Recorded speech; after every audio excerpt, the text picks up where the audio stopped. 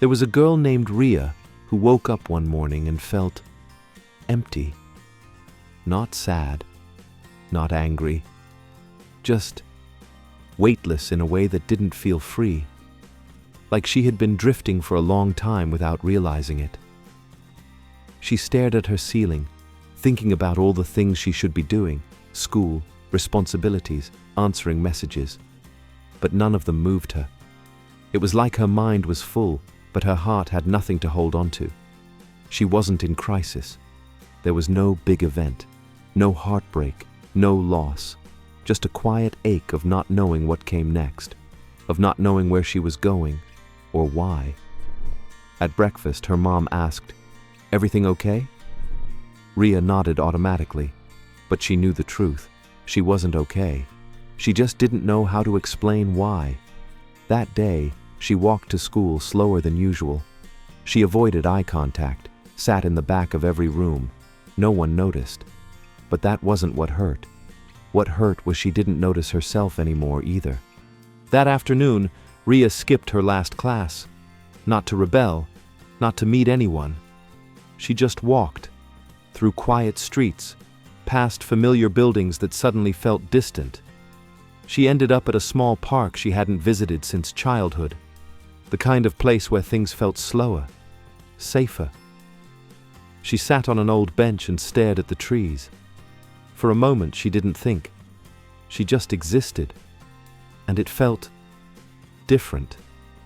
Like maybe the silence outside was helping quiet the storm inside. An elderly man was sitting nearby, feeding birds. After a few minutes, he looked over and said gently, "You look like you're carrying too many invisible things."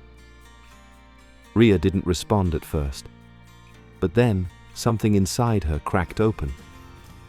"I don't know where I'm going," she whispered.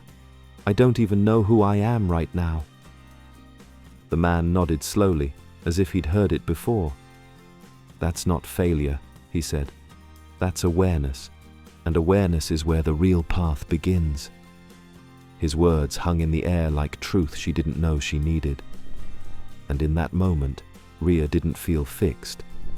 But she no longer felt alone. The man didn't ask her for details. He didn't offer advice. He just kept tossing crumbs to the birds and said, "You know, being lost isn't always a problem. Sometimes it means you've outgrown the path you were on." Ria blinked, staring at the sky. He continued, "People think clarity is about finding all the answers, but it's really about asking the right question." She looked at him. "What's the right question then?" He smiled, eyes kind. "Not, what should I do? But what do I need right now?" She wrote that down in her phone, not because she wanted to remember it, but because it felt like something she'd want to return to. Like a compass she hadn't known she was missing. Later that evening, she didn't rush home. She stopped by a small bakery and bought a cookie. Just one. Sat on a curb. Ate slowly. It wasn't a plan. It wasn't progress. But it was presence. And that alone felt new. If this story feels like yours too, subscribe and hit the bell.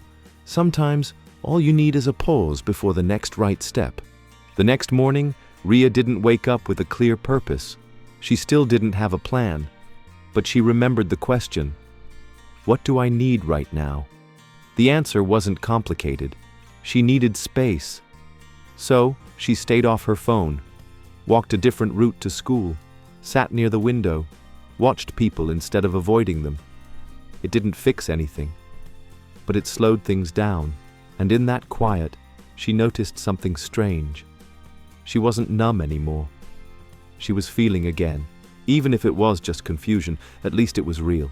She started carrying a small notebook, not for journaling, just to jot down anything that stirred her. A quote, a question, a thought. Pages slowly filled with fragments. No structure, no goal, just signs of life. At lunch, a friend said, "You seem different, like you're here, but calmer." Ria looked up, surprised. "I guess I stopped trying to figure everything out at once. and just saying that out loud felt like dropping a weight she hadn't realized she'd been carrying. Maybe she didn't need to fix her whole life. Maybe she just needed to witness it. One breath, one thought, one moment at a time. Later that week, Ria walked by the same park again.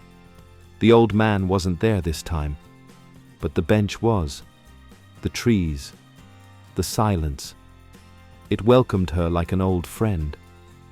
She opened her notebook, not because she had something profound to write, but because she simply wanted to listen to herself.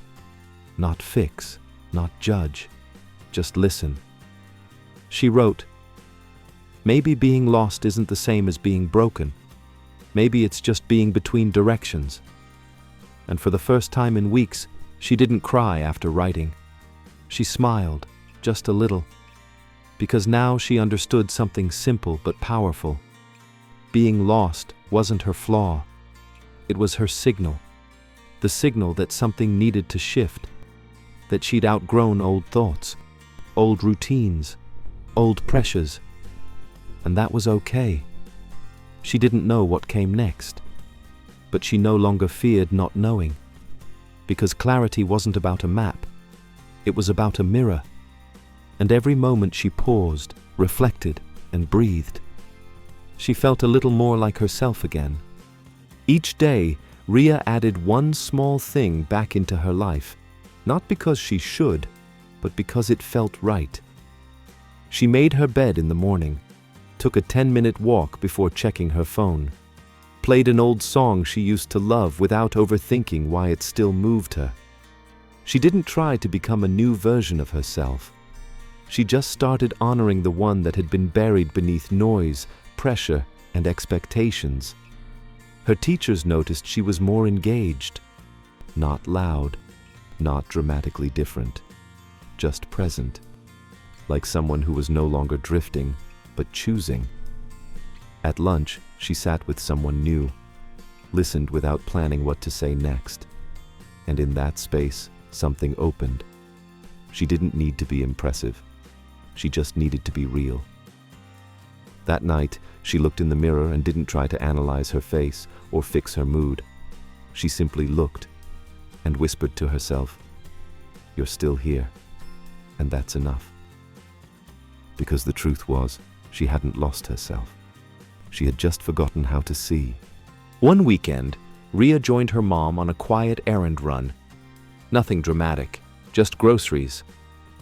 On the way home, her mom said, "You've been different lately, lighter, like you're not carrying the whole world anymore." Ria didn't have a perfect explanation, but she knew what had changed. She had stopped searching for one big moment to fix everything, and started showing up for small ones instead. She looked out the window and said softly, "I stopped running from the feeling of being lost. I started listening to it." Her mom glanced over, smiled. "That's called growing up." Ria smiled back. Later that day, she wrote a line in her notebook. Maybe the goal isn't to have it all figured out. Maybe it's just to stay curious enough to keep walking. That line stayed with her. It softened her expectations. It slowed her mind when it started spinning. Because now, she didn't need the path to be lit from beginning to end. She just needed to trust her own feet. One step, one moment, one breath at a time. That evening, Ria returned to the park. The same bench, the same quiet trees. But this time, something was different. She wasn't there to escape. She was there to be. She didn't need answers. She didn't need a plan. She just needed that moment, simple, still, and hers. She opened her notebook and flipped through the pages. Fragments of thoughts, observations, honest confessions. Not a journal of solutions, but a record of staying. At the very last page, she wrote, "I thought I was lost. But really, I was just being asked to slow down, to listen, to let go of who I thought I had to be." And with that, she didn't feel finished. She felt ready. Ready to keep going, even if the road ahead wasn't clear. ready to trust her own voice again, ready to walk with uncertainty, not against it. Because being lost doesn't mean you're broken. It means you're searching. And searching is a kind of faith. The kind that says, I don't know where I'm going yet, but I'm still moving.